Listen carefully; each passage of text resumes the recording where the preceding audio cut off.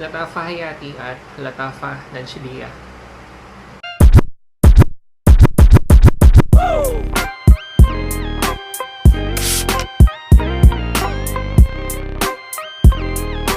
Kamusta mga brad? It's me Eric at sa video na to, pag-usapan natin Latafa Hayati at Latafa Nanshidia. Ilang araw na may nag-comment sa isang video o dalawa yata yung nagtanong tungkol dito sa dalawang perfumes na to. Bro, kung napapanood mo to, sorry kasi hindi ko kagad naasikaso gawa nung pagkagaling namin sa Hong Kong, inasikaso namin yung mga pusa. Tapos yun nga, may mga nagkasakit kasi na pusa na medyo problematic for us. Tapos masakit siya sa ulo, ang stressful. Kaya ngayon lang ako nakakabawi sa mga ginagawang videos.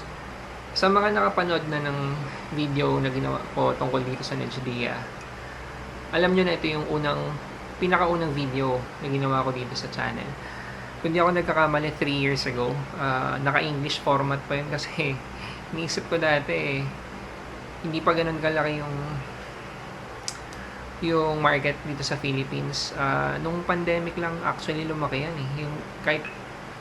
Yung mag-agree sa akin yung mga nasa groups, local frag groups na before, nakakapagtaka kasi pandemic na sa bahay lang yung mga tao, pero nung pandemic din lumaki yung frag groups.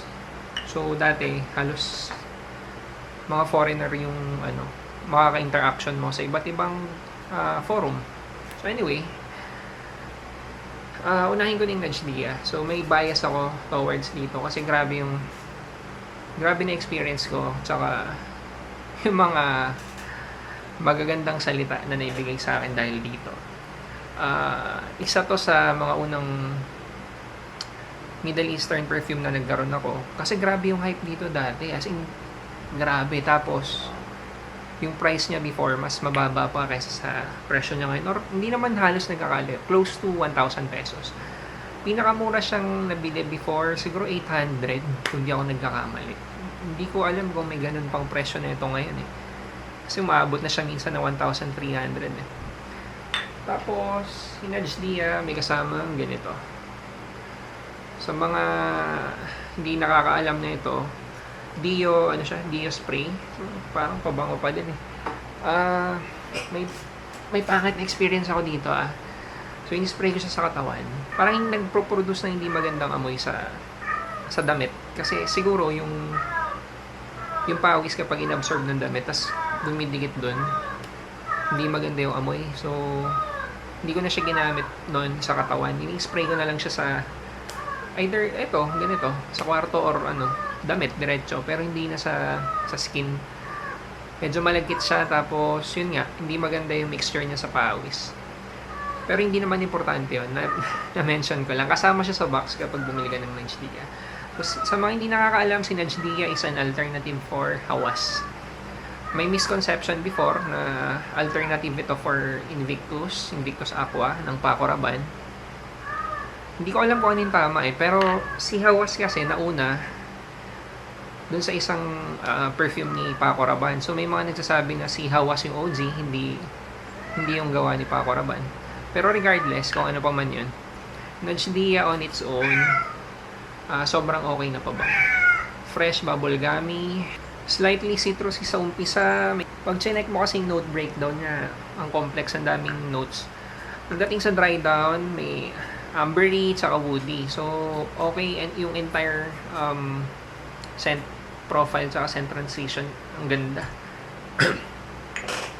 Si Hayati, medyo similar, bubblegummy katulad nito. So, di ba si Hawas, madalas nating maririnig doon kapag pinadescribe yung amoy. Sabihin matamis, bubblegummy. So, pareho silang ganun. Mas fruity tsaka mas matamis sa umpisa hanggang sa middle.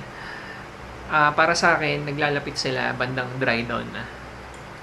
Hindi sobrang layo nung initial scent. May similarities, pero sa ilong ko, yung distinction nila nandun sa initial. Kasi meron tong citrus. Siguro before nung wala pa to. Medyo natatabunan yung citrus nito nung pagiging fruity. Hindi ko siya natitake dati na yung citrusy part na matulis or na very sharp. Pero nung nagkaroon na ito, sabi ko sa sarili ko, medyo mas citrus nga to na version na ito. Saka parehong silang gawa nila Tafa. Ang weird nga eh, parang kailangan pa ba? Pero sa mga yung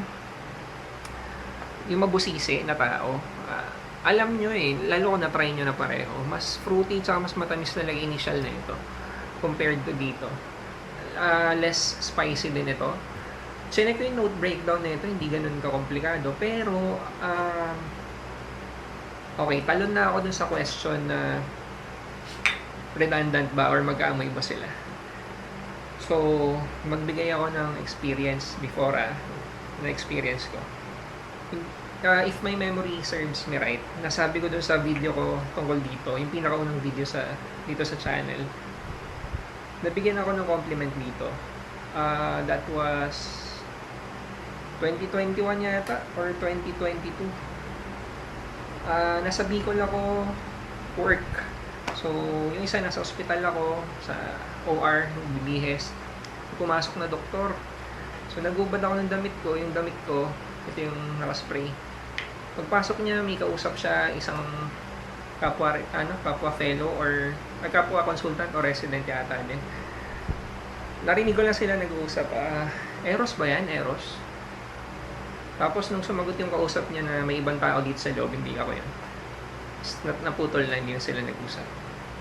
So, kinagabihan or siguro the following day, kasi business trip yun, ilang araw ako nandun.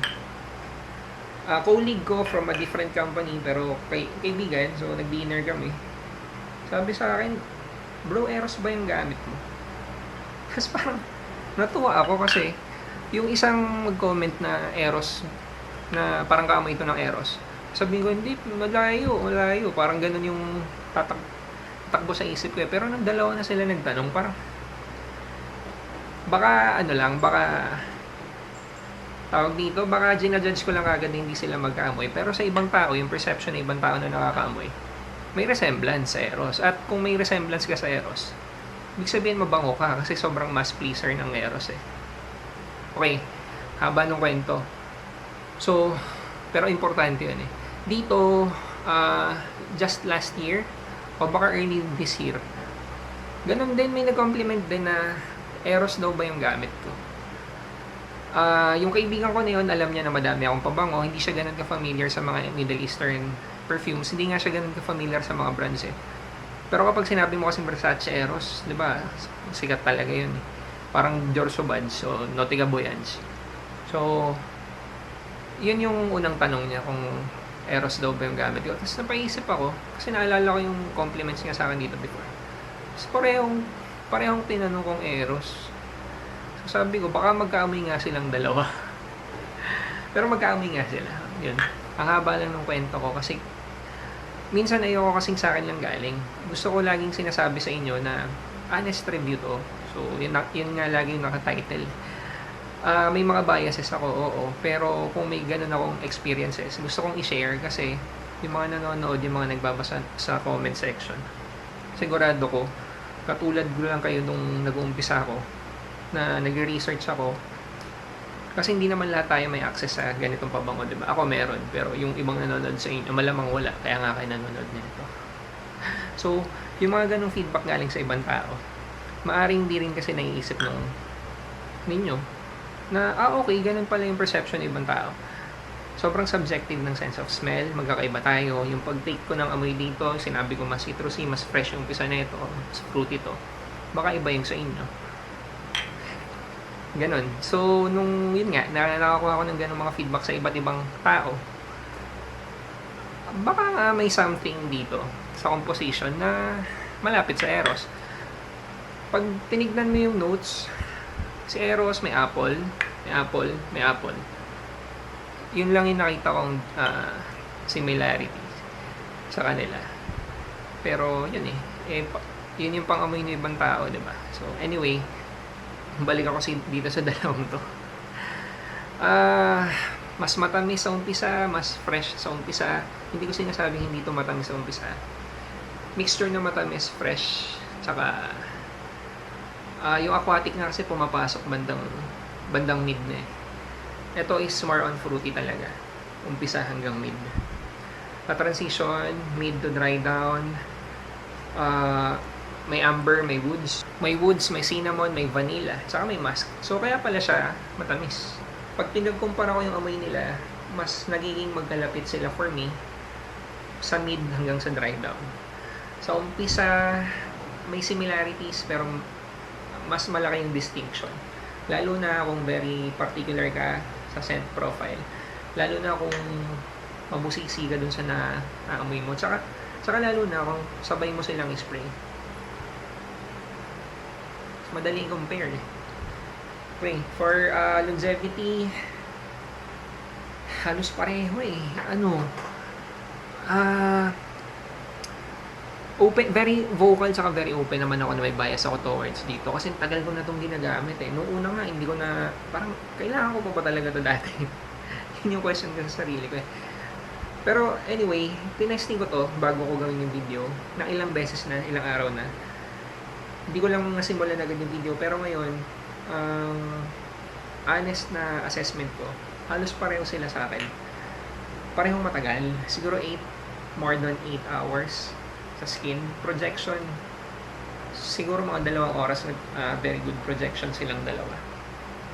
Parehong malimuyak sa hangin, so ang ganda ng sillage. Naiiwan pag dumadaan ka. Isa pa akong magandang experience dito na naalala ko. Hindi ko na maalala eksaktong date eh, baka nga kalagitnaan na ng pandemic yun.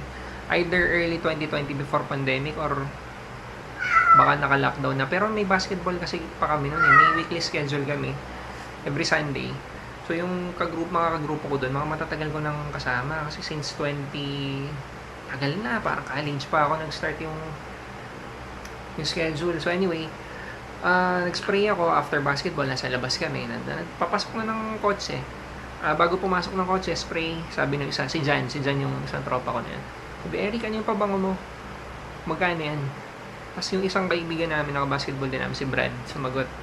Sabi niya, ano ka ba? Tigli 5,000 yan. So, yung nadinig ko yun, para deep inside dong to ako. Kasi, ano mas magandang compliment para sa'yo? Amoy pogi, amoy mayaman, amoy niche, amoy designer. Para sabihin na amoy tigli 5,000 yung pabango mo. Sinasabi na amoy mahal yung pabango mo, diba? Pero ito lang yun, magkano ko lang nabili to nun? Less than 1,000 pesos. Ang dami ko na talagang maganda experience dito. Never pa rin ako naka-receive ng pangit na feedback na ito yung gamit ko. At saka, oversprayer ako. Siguro kaya nga ako naging oversprayer dahil sa pabango na katulad nito. Minsan lang ako nagsisi na mag-overspray. Nung nagsisimula, isa sa nagpasisi sa akin yung 360 Red ng Terry Ellis. Sa loob ng kotse, dami, putya. Hilo ko eh. So anyway, nung natutunan ko na yung mga Middle Eastern, nagkaroon ako CDNIM, nagkaroon ako na ito, nagkaroon ako 9pm. Overspray ko to, wala pa ako nakukuha ang pangit na feedback. Lahat magaganda. Papipiliin ako sa dalawa, better pa rin to kaysa dito. Longevity nila, pareho lang 8 hours, more than 8 hours. Yun, sabi ko na pala yun. Saka projection nila halos pareho lang. Ang ganda talaga nung amoy nila sa hangin. Yung bubble gummy vibe, yung parang bata, parang pambata talaga. Medyo may edad na ako eh. sa mid-30s na ako, pero type ko pa rin yung ganitong scent DNA. Magkano nga ba to? Halos magkapareho lang sila ng presyo, no? Depende ko saan mo binibili. Ayokong hindi mambasag ng trip, no? Since honest review naman lagi nakasulat na title ko, magiging honest ako sa inyo. Huwag kayong maniniwala dun sa mga nagsasabi sa groups na mas beast mode to kaysa sa hawas, kaysa dito. Hindi yun totoo. Lumabas to last year, nabasa ko sa group. Seller kasi yung nang hype eh. So hindi ko siya mabigyan ng question mark kasi sa akin kagad yun eh. Unless mag-agree kayo kasi iba-iba naman yung pagtanggap ng ilong natin eh. Pero hindi, para sabihin mas beast mode to kaysa sa hawas or ito mas beast mode kaysa sa hawas. Hindi, ito pa rin. Kung ito sa tatlo, superior yung hawas. Ito yung sa akin ito yung in order ng pagkagusto ko dito sa tatlo na to. Hawas, Najdia, Hayati. Kung may hawas ka na, tapos hindi naman issue sa'yo yung budget, mag-stick ka na sa hawas. Unless, very particular ka sa scent. Kasi, ang difference naman, pwedeng fresher nga yung initial na ito. Hawas, kung may hawas ka na, maghahayati ka pa ba? Doon ako parang may question mark. Kasi pareho silang,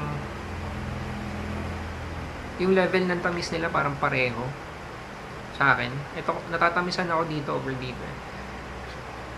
Pero kung issue yung budget, kung halimbawa, magkano na bahawas ngayon? 2,700 pataas yung hawas 2,700. Minsan umabot na ng 3,200. Kung issue yung budget, pero gusto mo to, pwede mo pagpilian tong dalawa. Actually, may isa pa. Hindi ko sure kung meron na kami dito Victorioso, tapos nagpalit-palit na siya ng pangalan. Okay na alternative din yun. Pero kung dito lang, ito lang yung options mo. So, okay, paano ka mamimili kung alin dito? Kung fresher, more citrusy, gusto mo, dito ka. Kung gusto mo yung mas matamis, dito ka. Bukod kasi doon, wala na ako na... hindi. Isa pa pala. Ito. Kung gusto mo ng may free na ganito, dito ka. Pero take note sa dami ng nabili kong Najdia, nung noon pa, Najdia na body spray din yung kasama. Pero yung mga last year or this year na Najdia, iba-iba na yung nasa loob merong Oud 24 hours ba yung isa? Tapos yung isa final edition na ganito. So, yun lang. Kahit naman kasing hindi nyo yun masyadong gagamitin, iba pa rin kapag may something free, diba? Pilipino tayo. So anyway, kailan to pwedeng gamitin? Alam nyo na. Kahit kailan.